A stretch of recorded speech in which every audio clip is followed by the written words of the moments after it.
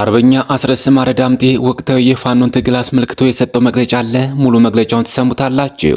ዳንጉር፣ ጃዊ፣ ዳንግላ፣ አፈሳ፣ ሰከላ ዙሪያ አጉት ጠንከር ያለ ውጊያ ተደርጓል። የአፋብኃ ቴዎድሮስ ዕዝ የ24 ሰዓት የውሎ ዘገባ እናስደምጣችኋለን። ሁለቱ ኮሮች በጥምረት ታላቅ ድል ተጎናጽፈዋል። የአፋብኃ ምዕራብ አማራ ቀጠና ቴዎድሮስ ዕዝ 102ኛ ኮር 22ኛ ክፍለ ጦር አንደኛ ሻለቃና 105ኛ ኮር 55ኛ ክፍለ ጦር አንደኛ ሻለቃ በጥምረት አባይ ላይ ታላቅ ድል ተጎናጸፉ። ዞብላምባ ክፍለ ጦር አራተኛ ሻለቃ ቆቦ ከተማ ዙሪያ ድል ተጎናጽፈዋል። 206ኛ ኮር ከጠላት ጋር በማበር በሰራዊቱ ስም የተለያዩ ወንጀሎችን ሲፈጽም በነበረው አባል ላይ እርምጃ ወሰደ። ኢህአፓ አዲስ አበባ ትናገራለች በሚል መሪ ቃል አፍሪካ ሆቴል ለህዳር 27 የጠራውን ህዝባዊ ስብሰባ ማካሄድ እንደማይችል አስታወቀ። እስከ መጨረሻው ድረስ አብራችሁ ስትቆዩ እነዚህና ሌሎች ያልተሰሙ መረጃዎችን በዝርዝር እናስደምጣችኋለን። የሚዲያችን ተደራሽነት እንዲበዛ ቪዲዮ ላይክ፣ ቻናሉ ሰብስክራይብ እና ሼር እንዲሁም ኮሜንት መስጫ ሳጥን ድል ለአማራ ፋኖ የሚል አስተያየት እያስቀምጣችሁ አብራችሁን ሁኑ። እነሆ ወደ መረጃችን ገባን። የገጠምነው ጠላት የተሸነፈ ነው። ፖለቲካው የተምታታበት ከራሱ አልፎ ውሸትና ማጭበርበርን ለዓለም አቀፍ ተቋማት ጭምር ያስተማረ የሚያደርገው መላቅጡ የጠፋበት በህዝብ የተናቀ በዓለም ፊት ሞገስ ያጣ አገዛዝ ነው። ይህ ውጤት እንዲመጣ ላለፉት ድፍን 4 ዓመታትና ከዚያም በላይ በጠራ መስመር በጽናትና በድፍረት በመታገላችንና በማታገላችን ኩራት ይሰማናል። ከብዙ መስዋዕትነት በኋላ ይህንን ትግል ከግለሰቦች ተጽዕኖ አውጥተን የትውልድ አድርገነዋል። የአማራ የህልውና ትግል ማንም በኪሱ ይዞት የሚዞር አጀንዳ አይደለም። የሆነ ቡድን ወይም ግለሰብ ሲፈልግ የሚያነሳው ሳይፈልግ የሚጥለው እንዳይሆን አድርገነዋል። የፋኖን እንቅስቃሴ ከመንደር አውጥተን የቀጠናውን ተጽዕኖ ፈጣሪ ኃይል ማድረግ ችለናል። የአማራን ፖለቲካም ዓለም ባንክሮ እንዲያየው ማድረግ ተችሏል። የቀጠናውን ኃይሎች የማስተባበር ኃላፊነትን መሸከም የሚችል የአመራር ቋት በመፍጠር ላይ ነው። ድንጋይ ነክሰን ከነጣቂዎችና ከሰንጣቂዎች የጠበቅነውን ትግል ለባላደረው ትውልድ እናስረክበዋለን። መሪያችን በጠላት ጫና በተሰደዱና መንግስታዊ መዋቅር በፈረሰ ጊዜም ጭምር ሀገር ያቆዩ የኢትዮጵያውያን ህብራዊ ማንነት ከቀይ ገዢዎች የጠበቁት የአርበኞች ልጆች ነን ሲል አርበኛ አስረስ ማረ ዳምጤ መልእክቱን አስተላልፏል። ዳንጉር፣ ጃዊ፣ ዳንግላ፣ አፈሳ፣ ሰከላ ዙሪያ አጉት ጠንከር ያለ ውጊያ ተደረገ። የአማራን ህዝብ በሳምንት ውጊያ ትጥቁን አስፈተዋለሁ ብሎ የገባው የብልጽግና አረመኔ ሰራዊት በአማራ ምድር እንደ ቆሎ እየረገፈ ትጥቁንም እየፈታ ይገኛል። ለ3 ዓመት አካባቢ እየተዋጋ የሚገኘው አረመኔ ሰራዊት በአማራ ፋኖ እየደረሰበት የሚገኘው ሽንፈት በአፉ ማመን ቢያዳግተውም በየግንባሩ ግን በርካታ ወታደሮችን እየቀበረ ትጥቁንም እና የተቆጣጥሮት የነበረውን ቦታም እያስረከበ ይገኛል። በዛሬው ዕለትም አፋብኃ ምዕራብ አማራ ቀጠና ቴዎድሮስ ዕዝ በተለያዩ ግንባሮች ማለትም በዳንጉር፣ በጃዊ፣ በዳንግላ ዙሪያ ማረሚያ ቤት አካባቢ በአፈሳ፣ ሰከላ ዙሪያ አጉት ጠንከር ያለ ውጊያ አድርጓል። 77 44 66 55 እና 22ኛ ክፍለ ጦር ጠላትን በተለያዩ ግንባሮች ሙትና ቁስለኛ አድርገውታል። 102ኛ ኮር 22ኛ ክፍለ ጦር አንደኛ ሻለቃና 105ኛ ኮር 55ኛ ክፍለ ጦር አንደኛ ሻለቃ በጥምረት አባይ ላይ ታላቅ ድል ተጎናጸፉ። ሁለቱ ኮሮች በጥምረት አባይ ድልድይና አፈሳ መግቢያ ላይ ዛሬ ማለዳ 2 ሰዓት ጀምሮ እስከ ቀኑ 6 ሰዓት ድረስ ከፋሽስቱ ብልጽግና አገዛዝ ዙፋን ጠባቂ ሰራዊት ጋር በመፋለም ታላቅ ድል አስመዝግበዋል። ጠላት ድል በትግል ወይም ናዳ ከተማንና አፈሳ ከተማን ለመቆጣጠር ከግርጨጭ ከተማና ከወተት አባይ ከተማ በርካታ ኃይል በመያዝና ከነፍስ ወከፍ እስከ ቡድን መሳሪያ በመታገዝ አፈሳ ከተማ መግቢያ አባይ ድልድይ ላይ ማጥቃት ያደረገ ሲሆን 102ኛ ኮር 22ኛ ክፍለ ጦር አንደኛ ሻለቃና 105ኛ ኮር 55ኛ ክፍለ ጦር አንደኛ ሻለቃ በጥምረት የጠላትን ሰራዊት ለጊዜው በስም ያልታወቁ አመራሮችን ጨምሮ በመደምሰስና በማቁሰል ከባድ ሰብአዊና ቁሳዊ ኪሳራ በማድረስ ብሎም ቀጠናውን በማስከበር ታላቅ ድል ተጎናጽፈዋል። በዚህ በድንቅ መናበብ በተመዘገበ ታላቅ ድል የጠላት ሰራዊት በሁሉም አቅጣጫ የተመታ ሲሆን አስከሬንና ቁስለኛውንም እያነሳ ወደ መጣበት አቅጣጫ ሸሽቷል። በተመሳሳይ 105ኛ ኮር 66ኛ ክፍለ ጦር በጃዊ ቀጠና ዘንዘን ከተባለ ቦታ ላይ ከጠላት ጋር በተደረገ የእጅ በእጅ አስጨራሽ ፍልሚያ የክፍለ ጦሩ ተወርዋሪ ቃኝና መሐንዲስ ሻለቃ፣ 2ኛ ሻለቃ፣ 4ኛ ሻለቃ በጥምረት ያስገኙት ድሎች አንደኛ ከ30 በላይ የአብይ ወንበር ጠባቂ ሰራዊት አባላትን በመደምሰስ ሲቻል በርካቶችን ከባድና ቀላል ቁስለኛ ማድረግ ተችሏል። ሁለተኛ 22 ክላሽንኮቭ የጦር መሳሪያ መማረክ ማግኘት ተችሏል።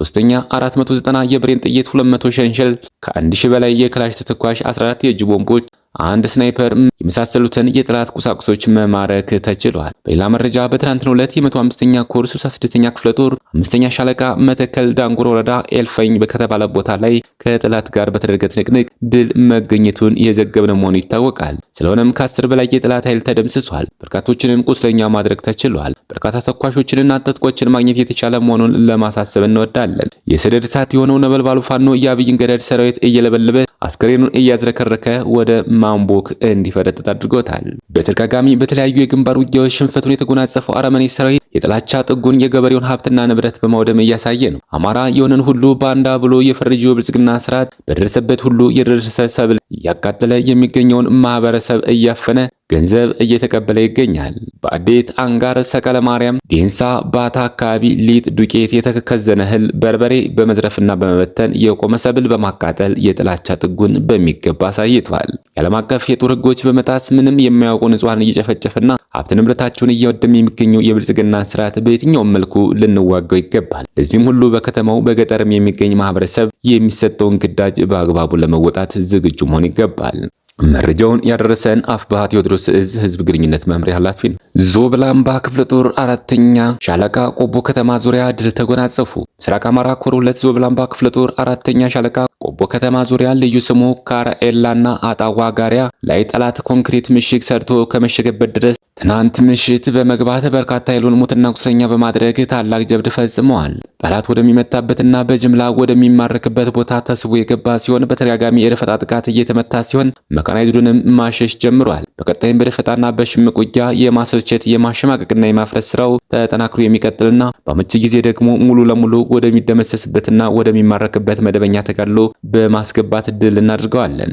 በሌላ መረጃ ከመቶ በላይ ጠላት ተደምስሷል። ልማደኛው ደጃዝማች 4ኛ ኮር በመተማ ወረዳ ሽመለ ጋራ ቀበሌ ከቀኑ 9 ሰዓት ጀምሮ ቀበሌ ሆርጃሙስ ክሬቸሩና ቁጥር 1 መውጫ አዲስ ዓለም አካባቢ በሶስት አቅጣጫ የመጣውን ፋሽስቱ አገዛዝ ወታደሮች ላይ ጠንካራ ጥቃት በመክፈት ከፍተኛ ሰብአዊና ቁሳዊ ጉዳት አድርሷል። ከ6 ክፍለ ጦር የተውጣጣ የበላይ እዝ 4ኛ ኮር ሰራዊት በወሰደው የተሳካ ማጥቃት ከ100 በላይ ሲደመሰስ ከ55 በላይ ቁስለኛ ሆኗል። በተጨማሪም ሲጓጓዝበት የነበረው ተሽከርካሪ በተሰነዘረበት ጥቃት ከጥቅም ውጭ ሆኗል። በላይ እዝ በጀመረው ጥልቅ የማጥራትና የማረም ስርዓት ተሞርዶ ስሉ እየሆነ የሚገኘው ደጃዝማች ኮር ይህንን ውጤታማ የድምሰሳ ውጊያ ግዳጅ ሲፈጽም ያለ መስዋዕትነት ነው። 206ኛ ኮር ከጥላት ጋር በማበር በሰራዊቱ ስም የተለያዩ ወንጀሎች ሲፈጽም በነበረው አባል ላይ እርምጃ ወሰደ።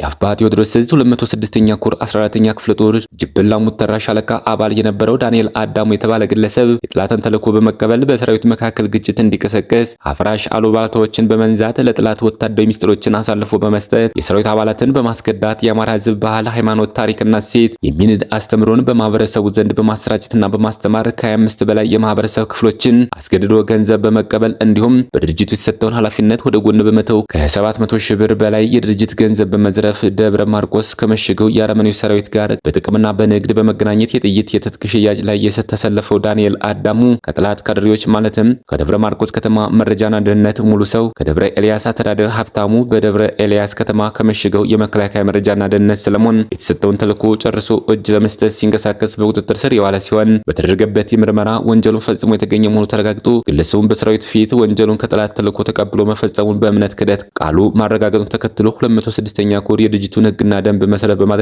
በቀድሞው የጅብላ ሙተራ ሻለቃ አባል ዳንኤል አዳሙ ላይ እርምጃ ወስዷል። ኮሩ በጠላት የተቀነባበሩ ወንጀሎችን በመመርመር ፈጻሚ አካላትን በመለየት በቁጥጥር ስር አድርጎ ምርመራ የጀመረ ሲሆን በትግሉና በሰራዊቱ መካከል እንዲገቡ ተደርጎ ተልዕኮ የተሰጣቸውን አባላት አመራሮችና የህብረተሰብ ክፍሎችን በመከታተል አብዮታዊ እርምጃ መውሰዱን አጠናክሮ እንደሚቀጥል አስታውቋል።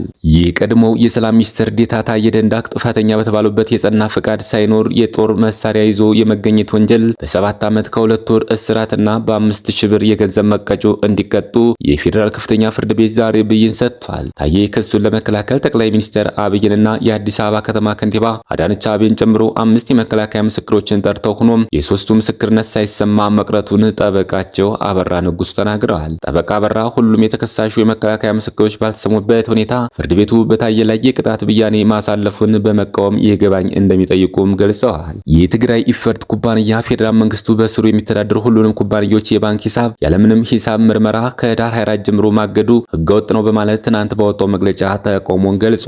የባንክ ሂሳብ ማገድ ኩባንያዎች ከጦርነት ጉዳት ለማገገም የሚያደርጉትን ጥረት ያዳክማል ያለው ቦርዱ እርምጃው በ10 ሺዎች የሚቆጠሩ የኩባንያው ሰራተኞች ከስራ እንዲ እንዲሰናበቱና ማህበራዊ ቀውስ እንዲፈጠር ሊያደርግ ይችላል ሲሉ ስጋቱን ጠቁሟል። የኢፈርት ቦርድ አያይዞ መንግስት የባንክ ሂሳብ እገዳውን እንዲያነሳ ጠይቋል። መንግስት በጉዳዩ ዙሪያ ይህ ዜና እስከተጠናከረበት ሰዓት ድረስ በይፋ ለህዝብ የሰጠው መረጃ የለም። በመጨረሻም ኢህአፓ አዲስ አበባ ትናገራለች በሚል መሪ ቃል በዲ አፍሪካ ሆቴል ለህዳር 27 የጠራውን ህዝባዊ ስብሰባ ማካሄድ እንደማይችል አስታወቀ። ፓርቲው ህዝባዊ ስብሰባውን የሰረዘው የሆቴሉ አስተዳደር ባለቀ ሰዓት አዳራሹን ለማካሄድ የገባውን ውል በመሰረዙ እንደሆነ ገልጿል። የሆቴሉ አስተዳደር ውሉን በመሰረዝ ለአዳራሽ ኪራይ የከፈላችሁትን ገንዘብ ውሰዱ በማለት ውሉን የሰረዘው ምንም አይነት አጥጋቢ ምክንያት ሳይሰጥ መሆኑን ፓርቲው ጠቅሷል። የሆቴሉ አስተዳደር ከቁጥጥር ውጭ የሆነ ሁኔታ ካላጋጠመው በስተቀር በመጨረሻው ሰዓት ውሉን እንደማይሰርዝ እንረዳለን ያለው ፓርቲው ከሆቴሉ ውሳኔ ጀርባ የመንግስት ስውር እጅ ሊኖርበት እንደሚችል ጥርጣሬ እንዳለው ጠቁሟል። ክቡራትና ክቡራን የቻናላችን ቤተሰቦች ለሰዓት ያዘጋጅናቸው መረጃዎች እነዚህን መስሉ ነበር። በሌላ የመረጃ ሰዓታችን እስክንገናኝ ድረስ የዩቲዩብ ቻናላችን ሰብስክራይብ፣ ሼር እንደዚሁም ላይክ እያደረጋችሁ ጠብቁን። ቸር ያገናኘን። መልካም ቆይታ